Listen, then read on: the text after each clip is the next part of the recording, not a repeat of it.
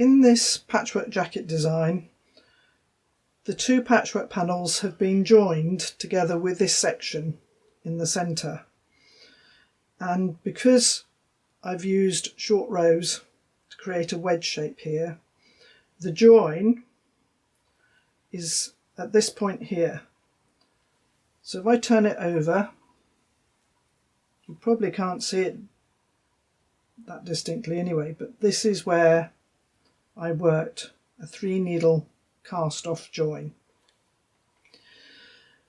I'd picked up stitches along this edge and knitted back, and I'd knitted the wedge, and I'd finished with 2 rows of the dark blue again, and then with both sets of stitches still on the needles, they were held together in my left hand and joined with a 3-needle cast off. So now I'm going to demonstrate how to work a 3-needle cast off.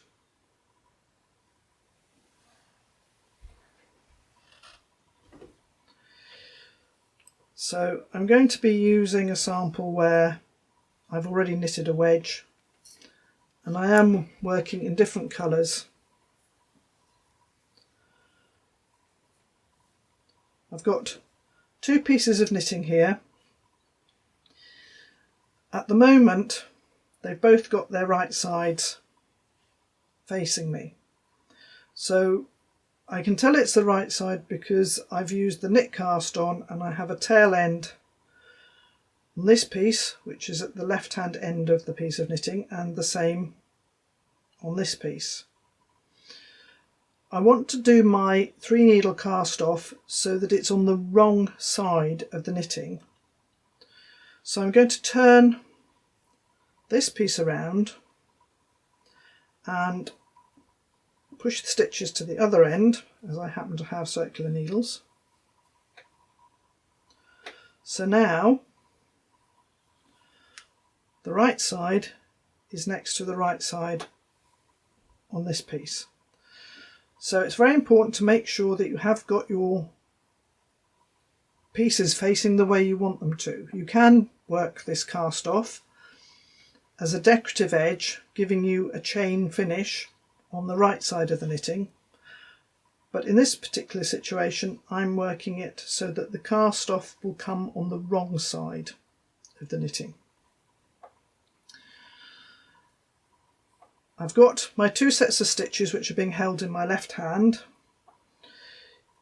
It doesn't matter whether you use the front or as long as the stitches, should I say again, as long as the stitches are both on the same size needles, in this case 4mm needles, it doesn't matter which needle I use to knit with.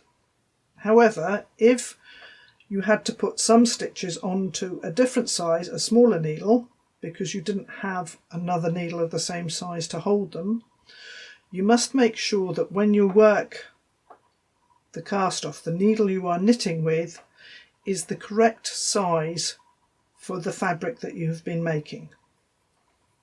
So I'm going to use my wooden needle this time, and the way this works, and this slightly tight this first stitch, is that you're going to knit through the first stitch on each of these 2 needles. So I'm going to go through the first stitch on the left on the silver needle and the wood needle, knit the 2 together. So normally it's slightly, once you get the first stitch worked, it is much easier, and drop that first stitch off the needle. So that's 1 stitch from each needle knitted together.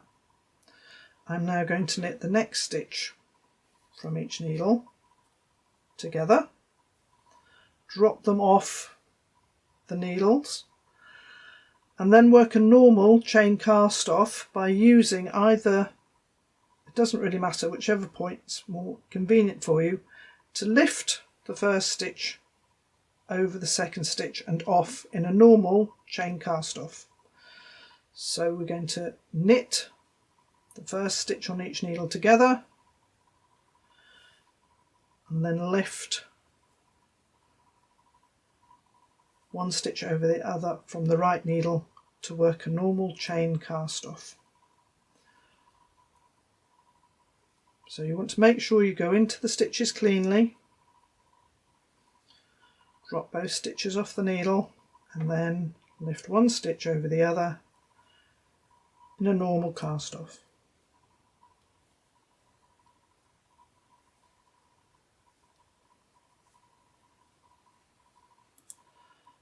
So when I'm casting off, I do often pull my knitting to make sure I don't work this cast off too tightly. You don't want a cast off that's going to draw the edge in. You want a nice even cast off that is the same width as the row that you are knitting.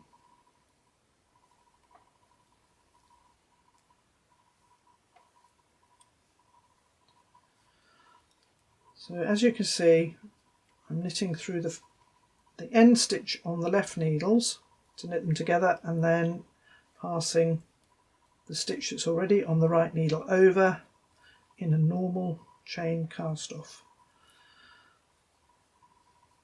I've got 2 needles in my left hand and 1 needle in my right hand, which is why it's called a 3 needle cast off, or in American terms they would call it a 3 needle bind off. So if I stop at this point, I can now fold the knitting back, and this is where the stitches have been joined and cast off.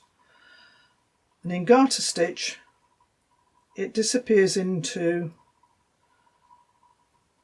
the valley between the 2 ridges and is relatively invisible, so it works very well for joining on a number of occasions. It's also a very good method of joining stitches at the shoulders to give a nice smooth shoulder seam if you've worked your shoulders with short row shaping. So I'll just do a couple more to demonstrate again. Knit the first stitch on each needle together and pass the single stitch over.